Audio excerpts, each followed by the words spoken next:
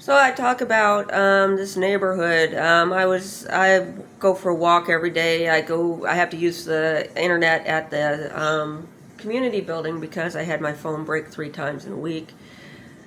And I just, when you're targeted like that, you just give up sometimes. And so I'm talking to this guy from Chicago named Tyrone, who's the same age as me in real years. And we're chatting and stuff like that. But so I get really super chatty all of a sudden. So there's only one substance that would do that, and that's left in the world. That the royal families used the same substance the royal families used to use, and then they would Narcan people when they went out so that they wouldn't, substance that Narcan is based on. So my son's been going around with a substance that he's been working on based on white snake root, I believe. It's not all there is to it. But it's one of the reasons why the garlic mustard was spread around over here, because Sihanouk knew that the garlic mustard would, outcompete the white snake root. And he definitely didn't want there to be so much white snake root that we started exporting it. Is that it will prevent high. It will prevent people from being able to enjoy highs except for opium. For opium, you need cobra venom. And you need so much of it that it renders you immortal. And we only use that as a punishment because at that point, immortal, like, live 1,000 years kind of thing. They'll eventually die. Then he will give you an allergy to opiates. And then we would use those people in the poppy fields because we could basically trust them. Anyway, so, he was saying, so this guy walks up, this black guy from Chicago, 65 years old, calls himself Tyrone, and I have a tendency to wear blue. It's just my color that I wear, and so he's like, you want to walk with me? Because we've been talking for a while, but I start telling him that, because he's like, well, I'm new, I'm down from the city, I want to move in here. And he's like, well, I was like, I don't care if people are law abiding and stuff like that, I really don't care about it. And he's like, you know damn well. Yeah, I do. And then switch the subject, we're talking about pets. So I said, the thing I don't like about pit bulls is they're always smiling. You never know what they're going to do. He's trying to say that they growl first, but I know that is contrived behavior that they have to learn as well. And but he says, I mentioned having been in college, and he said, so what are you doing here if you're in college? And I said, because my grandmother's buried 2 blocks from here, and we don't travel far. The women don't travel far in this family. But she was raised by a kid who later turns into Sun Ra, who's my uncle. Because he's talking about Chicago and thinks I don't know anything about Chicago. So I was talking about the time I was riding around with Coco Taylor, and she was just like, this girl ain't going to do what the black girls do. And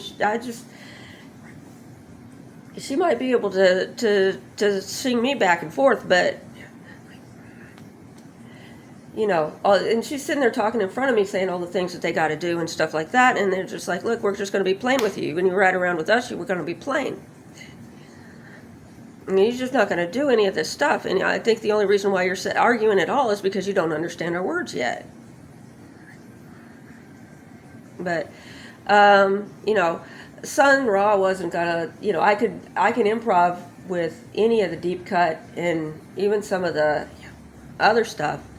And he didn't think any of that. It was one of those things where it was their niche, their color, their lifestyle, the way that they had made things. And so these neighborhoods here, but when I started talking about Johnny, he definitely recognized when I said, there was a woman who used to live over there, and her son was the Sultan of Oman.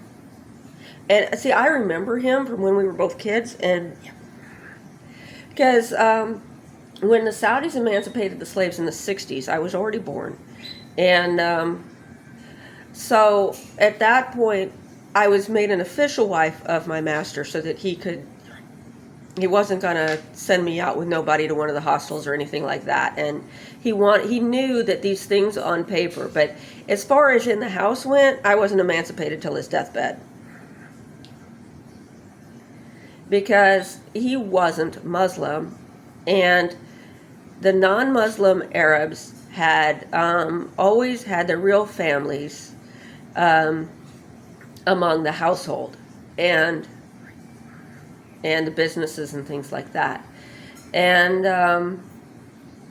the pre-Muslim Arabs, marriage and enslavement were undefined terms, and their relationships with people, a lot of the men didn't have anything they would call a wife. And so a lot of the women who knew that their fathers were important and things like that, and felt they wanted to support Islam because they were promised rights, and they made alliances with that information because it was God's will that Islam would prevail. But the rest of us still existed. And when they started to, and that maybe they were going to abolish enslavement. There were arguments to abolish enslavement in the times of the Prophet Muhammad, but they didn't until the 1960s when they wanted to join the UN. So, I was talking about these things, and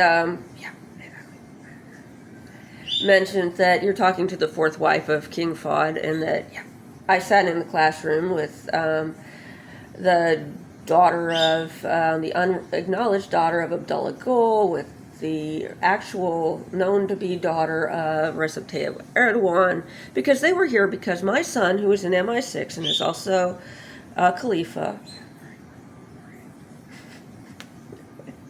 is also a Thani, because we all use the twos around here. I'm Coco. My husband is also Nito.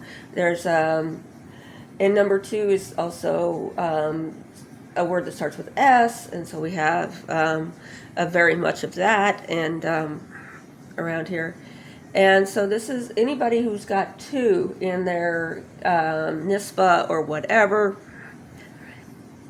is going to be roaming around this place.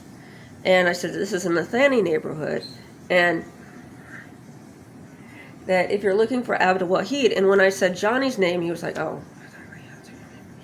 So, and I said, I remember Johnny from back in the day. I mean, I remember when we would do Ramadans in Riyadh, at least one time Johnny was there out in the hall while Abdul Wahid was in there with us. But everybody in there with Fahd was, and I think this was before he was king. Yeah, may have been right after he just became king. And one time we go over to the corner because the kings of Arabia do not use the pen. Yeah. They have a scribe, and I was being his scribe for the day. But it's kind of a dark, secluded corner, and Abdul Wahid got this look on his face, like, I know what you're going to do over there. And I'm like, why is he looking like that? And he told me that these guys, they are actually good for this behavior. So you can count on them. You don't try to destabilize them in the way that they behave. Just like I don't try to destabilize you in the way that you behave. I know I'm not freed yet, right? He's talking to me about this. Every short person that goes in there, anybody shorter than him, sits on the floor, sits behind a plant. There were people in the curtains. And this was after emancipation, but he would bring in all the kids of all the different families and stuff that he was related to, and work with them like he used to work with people all Ramadan long. So people would get this idea that once upon a time, I think he used to be considered a little bit more exciting, but after a while, he was only present for the families during Ramadan. And it's just because there were people that he used to like to work with to make his events and they no longer belonged to him. And the people that he would have to hire acted as though they belonged to others. And it was too upsetting for him to work with people like that. So he just, stopped doing those things. But he would but there was a loophole in that anybody who appeared to be a kid could be treated any which way. But there was a practice in Arabia of having 3 durable wives and 1 position open. He had that 1 position open for women he had purchased that he was working with them on their emancipation.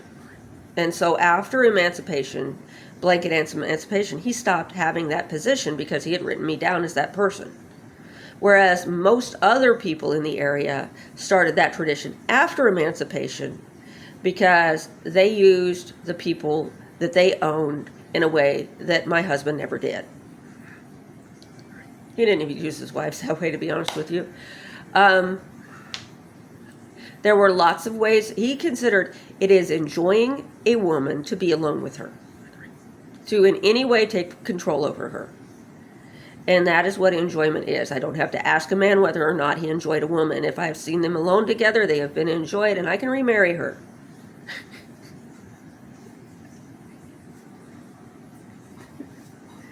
So these things. So we are not going to allow business as usual. I know you got used to a certain thing, that Abdul Wahid and his relationship with his mother, Johnny, was different than my relationship with my son.